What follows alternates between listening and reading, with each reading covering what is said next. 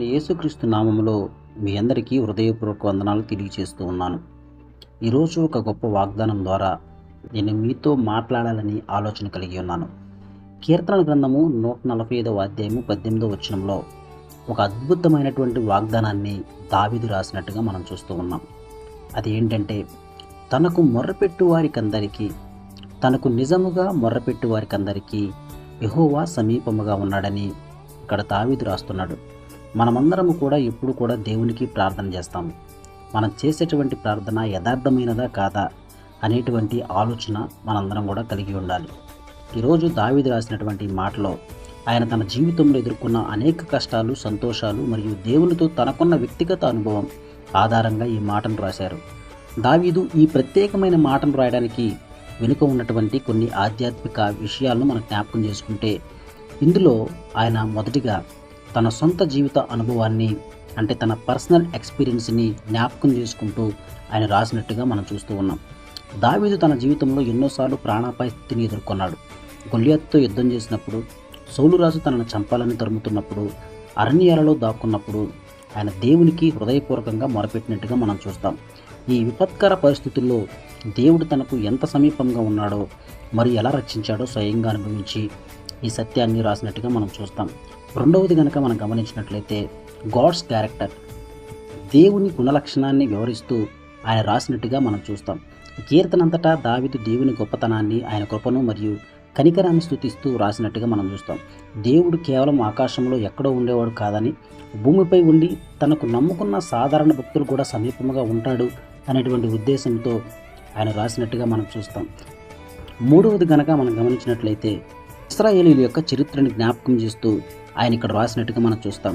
ఇశ్రాయేలు ప్రజలు ఐగుప్తు బానిసత్వంలో ఉన్నప్పుడు మరియు అరణ్య ప్రయాణంలో ఉన్నప్పుడు పైపైన కాకుండా హృదయ వేదనతో దేవునికి మొరపెట్టినప్పుడల్లా దేవుడు వారి ప్రార్థన ఆలకించి అద్భుతాలు చేసినట్టుగా మరి ఇక్కడ దావీదు ఈ చారిత్రక సత్యాన్ని గుర్తు చేస్తూ రాసినట్టుగా మనం ఇక్కడ చూస్తాం.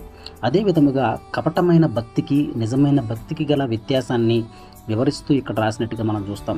దావీదు కాలంలో కూడా కేవలం ఆచారాల కోసం, సమాజంలో గొప్ప పేరు కోసం బలులు వర్పించి ప్రార్థనలు చేస్తూ ఉండేవారు.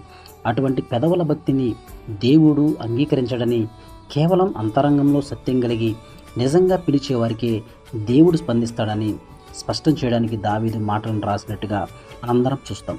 కాబట్టి ప్రియ దేవుని బిడ్డలారా, నిజముగా మొరపెట్టువారు అని నొక్కి చెప్పడానికి గల ప్రధానమైనటువంటి కారణం ఏంటంటే, కపటం లేని హృదయం మనుషులమైనటువంటి మనందరికీ ఉండాలి. మనుషులు పైకి భక్తిగా నటిస్తూ పెదవులతో ప్రార్థించవచ్చు, కానీ దేవుడు అంతరంగాన్ని చూసేవాడు. లోపల ఒకటి పెట్టుకుని బయట మరొకటి మాట్లాడే ప్రార్థన కాకుండా హృదయపూర్వకమైన యథార్థమైన మొరను దేవుడు ఈరోజు నిన్ను కోరుకుంటున్నాడు.